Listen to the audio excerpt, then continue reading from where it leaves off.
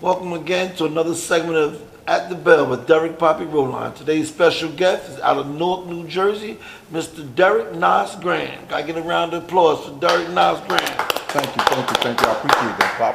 And thank you for having me. What's going on, bro? Derek, man, I'm just glad you're able to come on and share with us, man, what we do for the kids. I got to give you praise for all the things you do in the lives you've been helping and changing.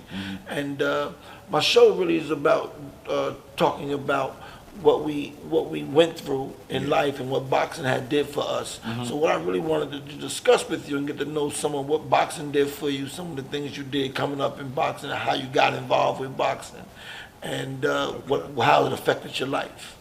Oh, I mean, tremendously. Boxing actually saved my life.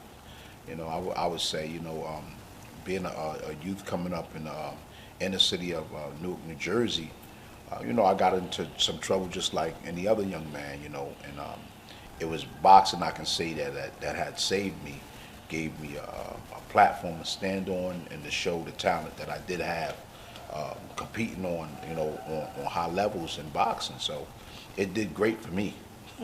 I know you got you did a lot of achievements, man. What's some of the achievements you did? I remember Golden Glove champion and some professional champions as well, right? Yes. Golden Gloves, Diamond Gloves, Golden Gloves. Diamond Gloves was 1991. Golden Gloves, 1993. Turned pro in 95. Became New Jersey middleweight champion in 1997. Then 1998, fought the number 4 ranked world contender Andrew Murray. I defeated him. They ranked me down at number 9 in the world. Okay. But the commission, was fighting for me, telling the IBF they had to rank me higher. But in their minds, they said, well, who do we move? Fernando Vargas is the champion. You got Trinidad, number 2. De La Hoya was number 1. Then you got Carl Daniels and then Winky Wright. So the deal was made. Man, that was a good era back then, man. Some good fight. All them names was good right there, man. So they didn't know who to move around. So they had put me number 9. So the deal was made that whoever wanted to fight for the number 1 ranking in the world had to fight me. So this is what the IBF had proposed. We said okay. Twice I was turned down by 2 different guys, and I understood it. They had never heard of me, couldn't get a tape on me or whatever. It was Carl Daniels first. Well, no, Emmett Linton turned me down first. Then we were supposed to fight Carl Daniels for the number 1 ranking. He turned me down a few weeks later. Then the only person who nobody wanted to fight was the only guy who would take the fight. That was, the amazing shout out to Winky Wright, great champion. Winky was outstanding. Yeah, outstanding guy, beautiful champion, man. My hats off to him. And Winky beat me. He beat me, and he went on to fight Fernando Vargas. I remember that. I remember growing up with you, man, when we was involved with the Triple Threat together, and you was doing a lot of work with Charles Murray. Yeah. And you was doing real good. I also remember you talking about boxing with De La Hoya, and you was in sparring camps with a lot of other different people. Who else was you actually sparring with? Well, actually, I think the guy who I sparred the most rounds with, I would say, was Bernard Hopkins. I've done about 80-something rounds with De La Hoya. I've done about 40, 50 rounds with Livingstone Bramble. Charles, I've done about 200 rounds with. Aaron Superman Davis, about 300 rounds with. Right. But Bernard Hopkins, I've actually sparred at least 4 to 450 rounds. Right, and so that just says the talent that you had was outstanding, and you went against the odds by starting late. Not starting like a lot of us go through the Junior Olympics and then the amateur nationals and things, and you started late. How you got into boxing at the age of 18, I believe. Yes, 18. So why don't you go into that a little bit? Tell me, how did you get involved with it? How did it happen? Well, I was, like I said, I was a troubled youth. I had good parents. I just was, trying to be a knucklehead in the streets, and because I had this thing to me and my brothers. We was known for being able to handle ourselves in the street, but the streets don't play fair. Absolutely. So an older brother by the name of Malik's Heavy Hooks, I love him till this day, came to snatch me up. His younger brothers had told him, say, hey man, you got something shooting that guy. Right. So he snatched me out the streets and took me to a boxing gym, and started showing me how to use my hands, and then within I would say about 2 years. I competed in the Diamond Gloves, won the Diamond Gloves, then started sparring with guys like Livingstone Bramble while I was still an amateur. Wow, he was a good Yeah, champion. yeah. Good champion. Yeah. Start sparring with guys like him. Did okay with him. Then I remember sparring with this guy, hard-hitting guy, and I had to box him. His name was James Hard Rock Green. Oh, that was the last guy I boxed before I had to retire. Oh yeah, strong. He was the last strong guy. I was strong in guy. And in fact, I never even told nobody this. Now, Yeah. I never even said this. You know, when I was scheduled to fight for the title, and that November 14th Yeah. fight, November 2nd, I went to the doctor and they said you had detached retina. Oh, wow. The last time in this ring right here, Yeah. I boxed James Hard Rock Green. Wow. And I got thumb in the eye in practice. Wow. And after that fight is when I first started noticing, like the sparring James Hard Rock Green, I started noticing some blurriness. I never told nobody this. Oh wow. You know, I didn't want to accuse it on them, but I was sparring James Rock Green, got thumbed in the eye. Yeah. And a couple days later, I went to the doctor, Okay. and they called the fight off. But Yeah. James Hard Rock, he was a hard fighter, good Hard work, good fighter. work. Hard fighter. Yeah, Yeah, yeah. yeah, he Very, was very good. strong guy, man. Did great against John Beast Mugabe and a few other guys. But yeah, that's basically was my start coming into the sport of boxing. And I mean, I've been here ever since. But you know, I gotta say this one thing, man. I gotta say this one thing. You know, is when I was coming up, I didn't know about sparring or fighting southpaws. Oh. And I sparred this one southpaw, man, and I didn't know how to step or move against a southpaw. And this southpaw kept trapping me into his left hand. I didn't know how I was getting. I was like, yeah, I'm good. I'm good at slipping, but I can't get away from this guy's left hand.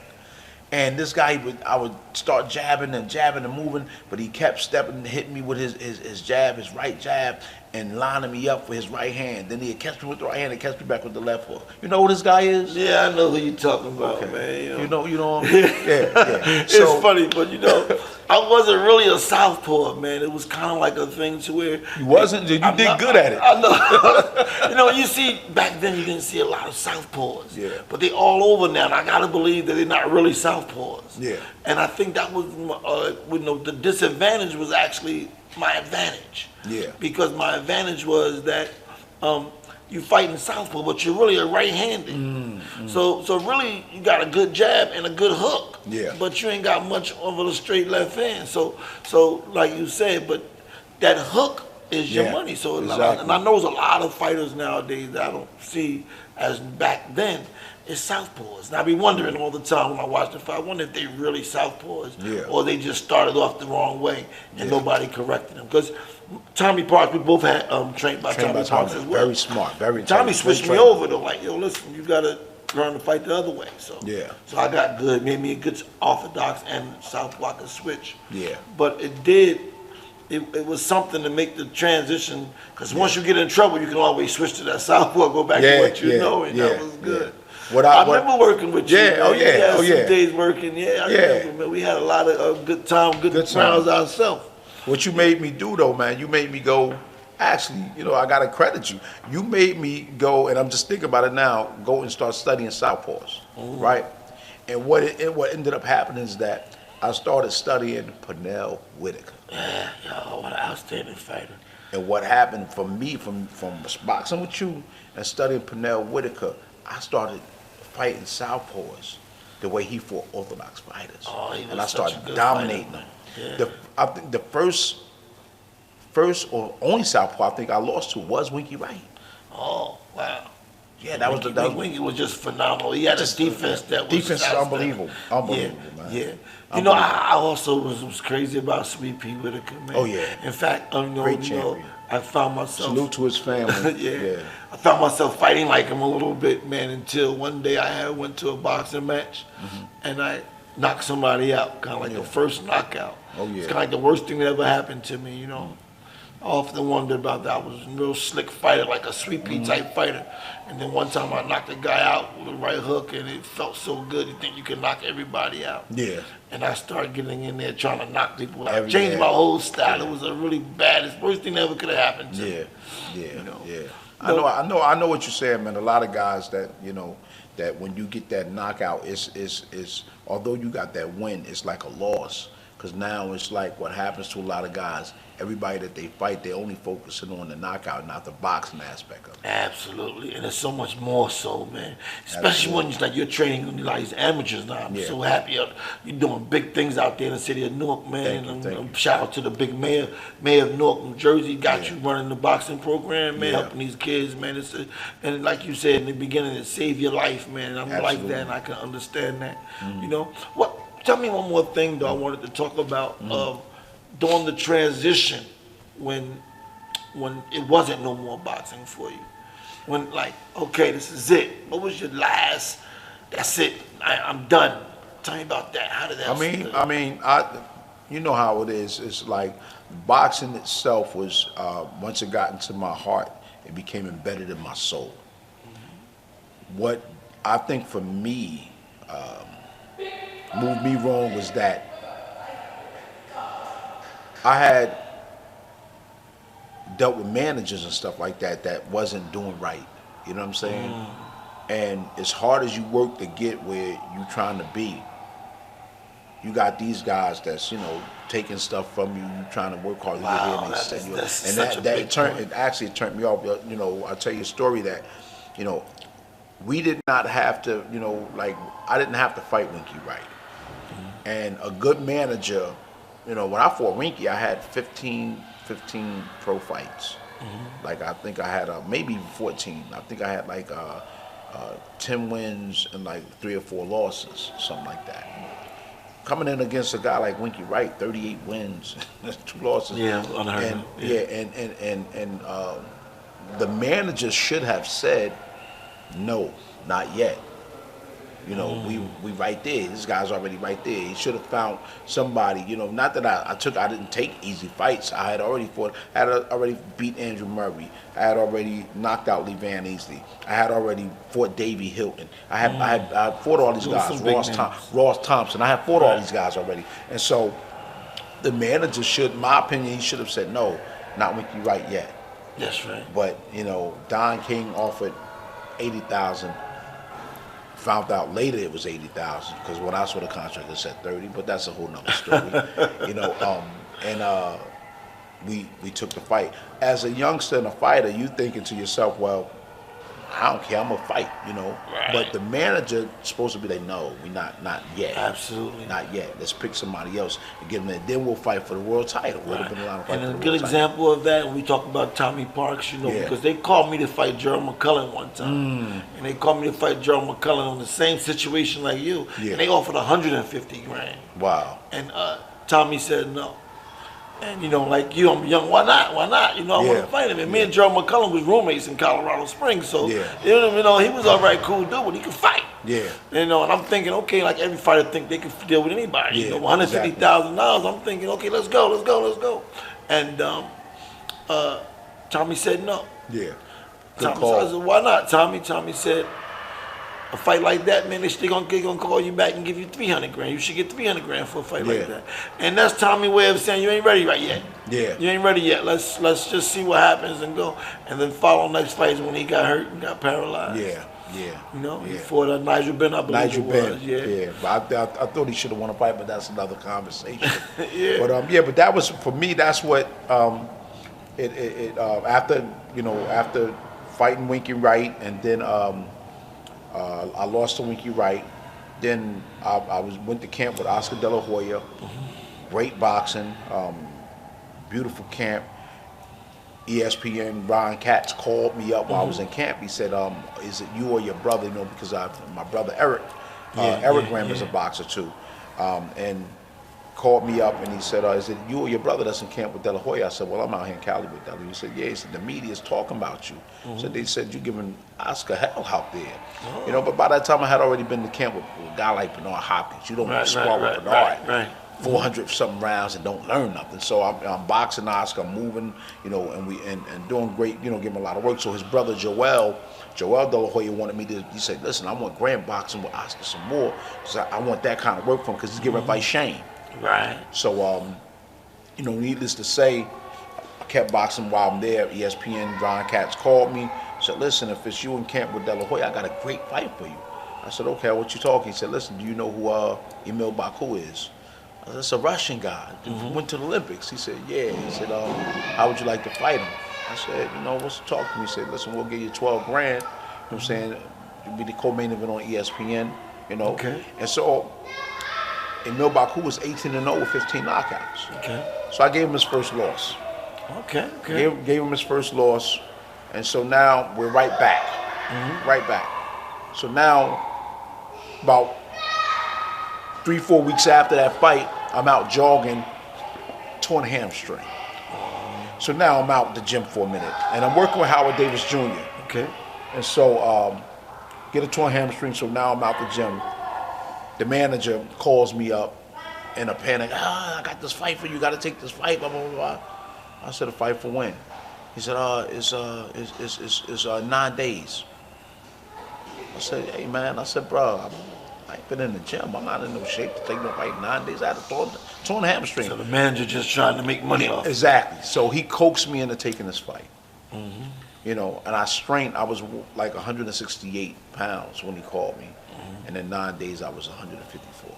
That's bad management, huh? Yeah. That So bad management is one of the worst things. To get those managers just want to make some money and use the fighters as just a So I take just the a fight. source. And that's wrong, man. I take the fight, and it was against Alex Bonima, and so I lose bad to him. I got dropped 4 times in the fight. Steve Smoker was the ref after the. That's a good friend of mine. I love Steve Smoker. I love beautiful referee. Beautiful. Good. Gave me a chance. Gave me all. I ran into this courtroom one time speaking on the way down Miami City in Port Republic. He had the courtroom. He's a judge. He's a judge, So he don't stop the fight, man. He let it go on. He let me go. I got knocked down after second knockdown. I said, all right, that's your second time Graham down. You got to give me something, so I'm stopping. I said, Steve, I'm gonna make it to the 10th round. Don't stop this fight. Wow. He said, all right, show me something. So I had to, what it was, it wasn't that, and I feel like this to my heart to this day. I was so weak in the fight that I'm landing the punches that I know that I can knock this guy out with, but I had no power. I was weak, in the fight. So I did the 10 rounds. And my whole thing mentally, I had never been stopped in a fight except the controversial stoppage against Wiki Wright. I never wanted to be stopped again. So till this day, that's the only time I've ever been counted TKO'd in any fight, and it was against Wiki Wright. And so after that fight with Alex Bonima, I was angry. I probably said some things to the manager after the fight I shouldn't have said. I was, but I threatened him. And I walked away from boxing right then and there. And that was in 2000. That makes you feel like what would have happened if you would have just had a different manager. Huh? Yeah, and just give me the chance that I know and let me show my talent. If I'm able to get here to be able to fight guys like Winky Wright within 10, 12, 13, 14 pro fights, and these guys is guys that the world running from. Imagine what I could do if I had a manager who was sending me camp. And then needless to say, when I fought Wiki Wright, I didn't get to go to camp.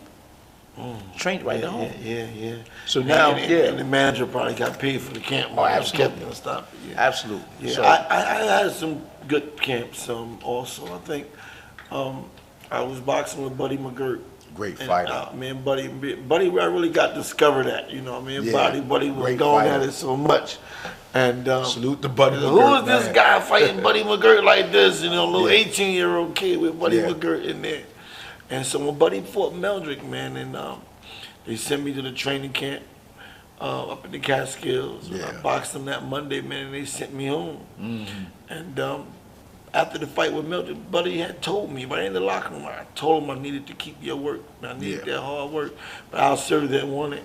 Oh, wow. So, but me and Buddy became really good friends, and he's a good guy, a good fighter, and a good person. Yeah, no, he is. And he did very good after fighting with training. The transition, though, is what I want to talk about. Okay, it's over now. What do we do? What is Nas going to do now? Boxing is over. I can't fight no more. So what am I going to go to the streets? I'm going to sell drugs. I'm going to do crimes. What am I going to do with my life now? That was an option for me. I because when I got, like I said, I got incarcerated when I was 18 years old. And if the deal was, the reason I didn't go for the charges that I had was high class charges, and they was trying to give me 10 years. It was carrying 10 years, but the lawyer begged the judge, showing the judge this guy never been, not even juvenile stuff. So the judge made a deal with me. He said, all right, here's what I'm gonna do. If this, I'm gonna give him probation, 4 years. One misdemeanor, one anything, dirty urine. If he caught with somebody who's, he's going to do the whole 10 years. So within that time of me boxing, what I did, I had to wait 10 years before I can get my record expunged. So 1997, I was able to get my record expunged. Went back to school, got my GED, went took the police test, passed the police test. I was supposed to be a police officer in Irvington, but the year I was going into the academy, the mayor had gotten some type of political scandal, FBI came in and all that stuff. So I took a position inside the courts in 1999. While working the court, I was still inside the gym, like I said, and then 2000 came around. That fight happened with Alex Bonema. I walked away. I continued to working inside the courts, but just still working out. I didn't start training anybody. I did make a brief comeback. Tried it back out. 95 was that? No, it was. I made a brief comeback in 2006. Oh, okay. And I took a 3-week fight because I was in the gym working, but I wasn't working at the peak that we work when we work for a fight. I took a fight on 3 weeks' notice against a kid named Mean Joe Green, who had all these knockouts from New York. So I went in and fought him southpaw, and kid jumped right on me the first round. So the experience. Okay, I'm gonna catch him, I'm gonna hold him. So watch what he doing. I mean, he trying to bait me out. We in front of his crowd. He's one of the chin checkers. Right. So, I felt this power. Felt strong, but nothing I ain't never seen before. So now around it was an 8-round fight. Around the 3rd or 4th round, I saw Sudan slow down. I said, all right, start turning up on him.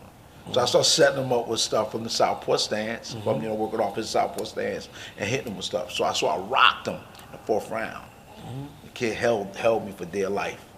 So now he started becoming more of a boxer. He was just a beggar knocking everybody out. And hats off to him, kudos to him. He did what he's supposed to do. He got a decision. Okay. You know what I'm saying? So that was my brief comeback with boxing. But then I started working with a kid named Slick Anderson. He asked me, I was sparring with him, and he was, Slick could punch. And he asked me after we sparred, he said, how was you able to do all this stuff to me? But you don't spar, like I said, with a guy like Bernard Hopkins, all them rounds that don't learn all those, some tricks of the trade, So Slick asked me to start working with him. Start training him. He was the first guy I trained. He had turned pro. He was signed with De La Hoya, with Golden Boy at first. Then he moved from there, from them guys, and went with Gary Shaw. So I took him from 2-0 with 1 knockout, all the way up to 11-0 with 10 knockouts. Wow. Okay. So we was fighting on Showtime mostly. The first loss that he had, he was facing some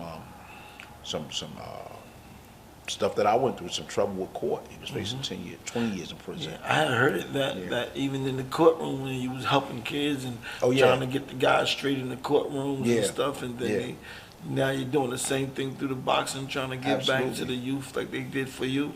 Yeah. And that's where I'm at too. We giving it back, trying to. But boxing was a tool for it. Yeah. When you made that transition where it was over, would you have any signs of regrets or anything? Did you have any?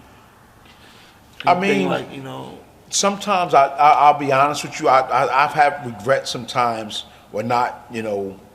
After I got out the contract with the manager, not continue, and I felt as though I had a whole lot left. Because, thank God I wasn't beaten up in boxing. Right. I've been in some rough fights. You didn't lose an eye. Yeah, I didn't lose. I didn't lose all of that stuff. I don't have a lot of scar tissues and stuff like that. Like I said, I studied Pernell. When you study Pernell Whitaker, after you, that's wrong with you. Study Pernell Whitaker. You don't only learn how to fight southpaws now. You know how to slip. You know how to move. I want to be defensively sound. So thank God I did do that. And I didn't have a lot of scar tissue or I didn't sustain a lot of punishment. But I was so taken away by what the managers did, and I turned my back away from me being a boxer. Although I love the sport, I turned my back away from me being a boxer because it left a dirty taste in my mouth that I didn't like. I heard that a lot. I heard that a lot. Because it's like I don't want to be working hard to get the money that that I work hard to get, and somebody's stealing from me. So if you had to like give to some of the guys that's coming to him now, like you were saying about the money in terms of they making a lot of money, a lot of them spending it like we did. We never thought that the money was gonna ever be gone. Exactly. Yeah. And so now what do we do when we not fighting and ain't got no money and what do we do with our life? And so, if you had to give to some of the young fighters coming up now, what would you say to them? I would tell them, invest your money, you know what I'm saying, and spend your money on things that give back to you, right? Use it to do things that's gonna give back to you, or invest in something that's gonna keep recruiting itself to make more money for you, or do other things, because and to be careful with the managers. Exactly, definitely be careful with the managers. If the manager talk too much, get away from him. That's a good point. I got that. If he talk too much, get away from him, because managers don't tell you what they're gonna do. They just do it. They show you what you need and say, listen, we can't. When the manager's about to say, listen, man, I'm saying you about to fight this certain particular fight. It's time for you to go to camp, and then he makes sure that he's paying for the camp. A lot of managers, and I'm glad. Let me cue guys in on this. Managers come, and I know there's gonna be a whole lot of guys who are managers, whatever. They're gonna hate me, but I'm gonna expose them. No manager deserves 33 1/3 unless he's taking care of the fighter's well-being, he's buying all his equipment, taking care of his rent wherever he has to live, his food, and he's sending him to camp to get the best training that he can be in, or the best shape he can be in for the fight. If your manager is not doing that, he does not deserve 33 1/3. Absolutely. He does not deserve 33 1/3. A manager only deserves 33 1/3, and he would win that in court if he can show and produce the money he spent on the fighter for his well-being, and him taking care of his expenses in camp, paying for sparring partners, paying for the campsites, taking him out of his circumference of where he lives to a better place to get the best training that he can get. That's the only time a manager deserves a 33 1/3. Then it's an investment. That's it. That's an investment. I agree with you. I got lucky, man. My first manager, man. I believe, he hadn't died, I would have been really even did more. Charles Barnes, he was a really good dude, man. That's ironic. It's ironic you said that, because that's what happened with me. My first manager was Ziggy Karatz, the owner of Red Brick Gym, and he died. I remember Ziggy. I remember Ziggy. Yeah. It's ironic we was in the same boat, man. The same boat. Yeah. And he was like that, like man. And he put a lot into me. And even though I did a lot with Ron Katz too. You talk about Ron Katz, but Ron Katz, good matchmaker, very good matchmaker. Very good matchmaker. But he was very surprised at me. But he was really like, wow, I couldn't believe I beat Mike Mungin, and he definitely couldn't believe I beat Lewis Howard. He's like, unbelievable. He said, you surprised me. So.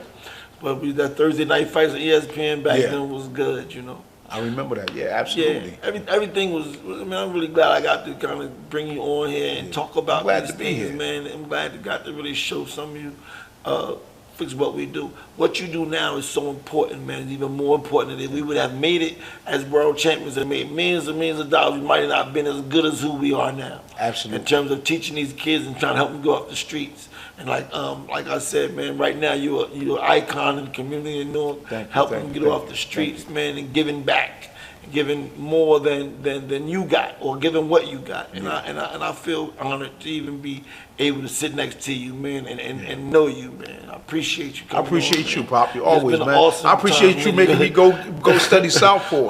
That was great, man. Listen, this is At the Bell with Dirk Poppy Roland, man. I want you to like, share this right here so we can keep on putting these shows out with you, with champions and former champions, or lifetime champions, should we say. My brother Nas Graham, my man, a champion at heart. Thank you. God bless you. What do you think?